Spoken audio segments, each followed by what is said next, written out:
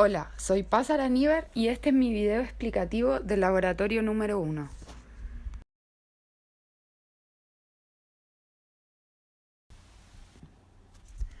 Sabemos que la transferencia de calor desde una superficie que está a una temperatura T sub S hacia el medio circundante que se encuentra a temperatura T sub infinito se calcula mediante la ley de Newton de enfriamiento con la siguiente expresión, donde A sub S es el área superficial de transferencia y H es el coeficiente de transferencia de calor por convección. Para un diseño específico, usualmente se encuentran fijadas las temperaturas T sub S y T sub infinito, por lo que las opciones que tenemos para aumentar la transferencia de calor serán aumentar A sub infinito o aumentar H. El coeficiente de transferencia de calor por convección depende de varias variables relacionadas con las propiedades del fluido, de la superficie y del flujo que se produce. Uno de estos factores es el tipo de convección que se presenta en el proceso. La convección natural se produce debido a la variación de temperatura y por consecuencia la variación de densidad que sucede localmente en el fluido al estar recibiendo energía térmica de una superficie.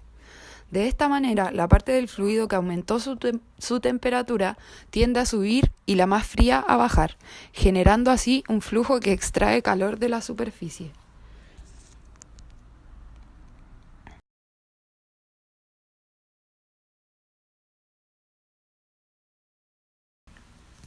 Por otro lado, la convección forzada se genera mediante la instalación de una bomba o ventilador, de manera que acelere al fluido previamente, el cual, al pasar cerca de la superficie, le extrae calor y lo disipa de manera más rápida.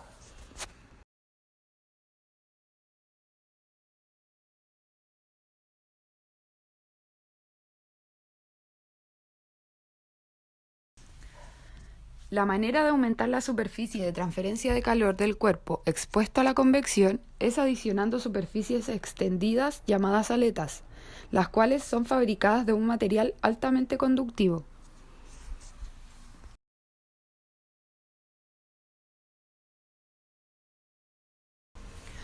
Durante la experiencia se busca observar el fenómeno de pérdida de calor según el material de la aleta y las condiciones ambientales dadas, para lo que se tiene una aleta de acero SAE 1020 conectada a una fuente de calor. En la aleta se instalaron 10 termocuplas, las cuales entregarán un voltaje estimado que nos permitirá, con la ayuda de la tabla de conversión, conocer la temperatura a lo largo de la aleta. Así, luego de registrar las condiciones iniciales del laboratorio, se procede a registrar las temperaturas para la convección natural. Luego se instala un ventilador a 50 centímetros de la aleta y después de esperar a que se estabilicen las temperaturas y de medir la velocidad del aire al pasar por la aleta, se repite el procedimiento de medición de las termocuplas. Al finalizar, se registran nuevamente las condiciones del laboratorio.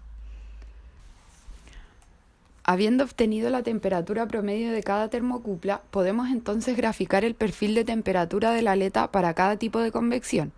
Como es de esperar, la convección forzada disminuye equitativamente la temperatura de las termocuplas, pues en este caso, una mayor velocidad del viento aumenta el valor de H, es decir, el valor de la diferencia de temperatura en la ecuación de enfriamiento de Newton disminuye, pues el calor que transfiere la fuente a la aleta es constante durante todo el procedimiento. Como el régimen del proceso se considera estacionario, los perfiles de temperatura debiesen tener la misma forma, a pesar de su distinta temperatura. En caso de no lograrse esto, se debe a los errores que se pueden cometer durante la realización de las mediciones. Con la suposición de un régimen estacionario, unidimensional y sin generación de calor, se puede fácilmente despejar de la ecuación de la aleta una expresión para el cálculo del coeficiente de convección, según las variables disponibles como lo es el área, el perímetro, el largo y el coeficiente de conducción del acero SAE 1020. Y reemplazando estos valores se obtienen los coeficientes de transferencia de calor por convección para cada caso. Finalmente, a modo de conclusión, cabe mencionar en primer lugar que las aletas ayudan bastante al momento de disipar el calor por medio de convección, lo que se ve reflejado por el perfil de temperatura obtenido en el gráfico.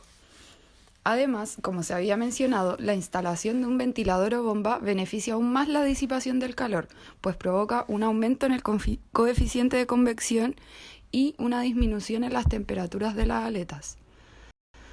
Estos factores se deben tener presentes en el diseño de las aletas, pues la forma geométrica, su largo y el material del que están hechas deben ser los óptimos para aumentar la disipación de calor sin aumentar los costos económicos en un proyecto.